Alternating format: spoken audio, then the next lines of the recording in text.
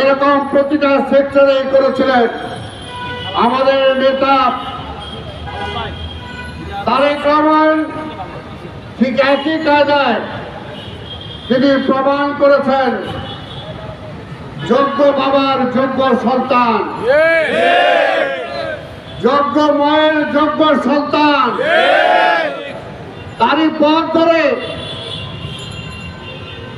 আওয়ামী ফ্যাসিবাদ ক্ষমতায় থাকাকালীনই যে 31 দফা ঘোষণা করেছেন, 31 দফার প্রথম 4টি দফায় যদি আপনারা শুনেন তাহলে বুঝবেন তিনি কি চেয়েছেন। সেই সময় 5ই আগস্টের পরে না, 5ই আগস্টের আগে তিনি 1 নম্বরে বলেছেন জনগণের গণতান্ত্রিক অধিকার পুনঃপ্রতিষ্ঠার লক্ষ্যে সংবিধান সংস্কার কমিশন গঠন করতে হবে। আজকে যে সংস্কার করছেন, কমিশন করেছেন, সেটা তো তারেক রহমান ওই সময় 1 নম্বর দাবি হিসেবে তিনি দিয়েছেন। আর অনেকে বলেন বিএনপি নাকি সংস্কার চায় না। আমরা সংস্কার চাই। সংস্কার আর বাতিল এক কথা না, এটাও বুঝতে হবে আপনাদের। 2 নম্বরে তিনি বলেছেন সম্প্রীতিমূলক রাষ্ট্র ব্যবস্থা, রেইনবো নেশন, জাতীয় সমন্বয় কমিশন গঠন। জাতীয় সমন্বয় কমিশনের কথাও তিনি আগেই বলেছেন। কি বলি নাই আমরা। 3 নম্বরে আছে অবাধ সুষ্ঠু নির্বাচন অনুষ্ঠানের লক্ষ্যে নির্বাচনকালীন দল নিরপেক্ষ তত্ত্বাবধায়ক সরকার ব্যবস্থার পুনঃপ্রবর্তন করতে হবে। আরে ভাই, এটা তো বিএনপি করে গেছিল, বিএনপি করে গেছিল।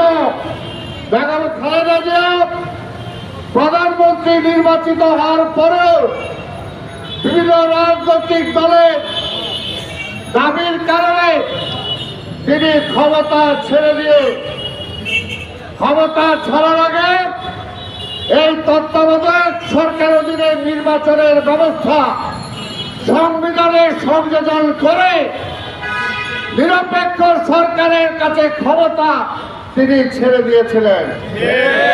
কাজী তারেক কি বলেন? বিএনপি ক্ষমতার জন্য রাজনীতি করে না, বিএনপি জনগণের ক্ষমতা ফিরিয়ে দেওয়ার জন্য রাজনীতি করে। বিএনপি বলেছেন 4 নম্বর দাবিতে আইনসভা, মন্ত্রিসভা, রাষ্ট্রপতি, প্রধানমন্ত্রী, বিচার বিভাগের মাঝে ক্ষমতার ভারসাম্য প্রতিষ্ঠা করতে হবে। তাহলে আর বাকি থাকলো কি? বাকি থাকলো কি? তারা যারা বুদ্ধি দেন যে সংস্কার চাই না, সংস্কার হবে না, এটা তো বিএনপির কমিটমেন্ট। আমাদের দেশনায়ক তারেক রহমান আগেই বলেছেন এগুলো করতে হবে, এগুলো আমরা করতে চাই। 5 নম্বরে তিনি বলেছেন প্রধানমন্ত্রীর দায়িত্ব পালনের সময়সীমা অনূর্ধ্ব পরপর 2 মেয়াদ নির্ধারণ করতে হবে। অর্থাৎ সাথে একেবারে 2 বারের বেশি কেউ প্রধানমন্ত্রী হতে পারবে না। তাইলে স্বৈরাচারটা কিভাবে হবে? এইটাই তো আমরা বলেছি। কাজে অনেকে বিভ্রান্ত ছড়াতে চায় বিএনপি সম্পর্কে। বিএনপি নাকি ক্ষমতার জন্য পাগল। ক্ষমতার জন্য পাগল না, বিএনপি দেশ রক্ষার জন্য পাগল। আপনারা যদি ক্ষমতা দীর্ঘায়িত করেন, এর মধ্যে ষড়যন্ত্র করে আবার ওই ভারতে আশীর্বাদ পুষ্ট ফ্যাসিবাদ আবার ক্ষমতায় আসবে কিনা, এইটার জন্যই আমরা চিন্তা করি। কারণ অনেকে ষড়যন্ত্র করতেছেন। কাজে পরিষ্কার কথা, যারা নির্বাচনে ভয় পান, জনরায়ে ভয় পান, তারা জনগণের উপর কোনো বিশ্বাস নাই। বিএনপি জনগণের রায় চায়, জনগণের ভোটের অধিকার ফিরিয়ে দিতে চায়।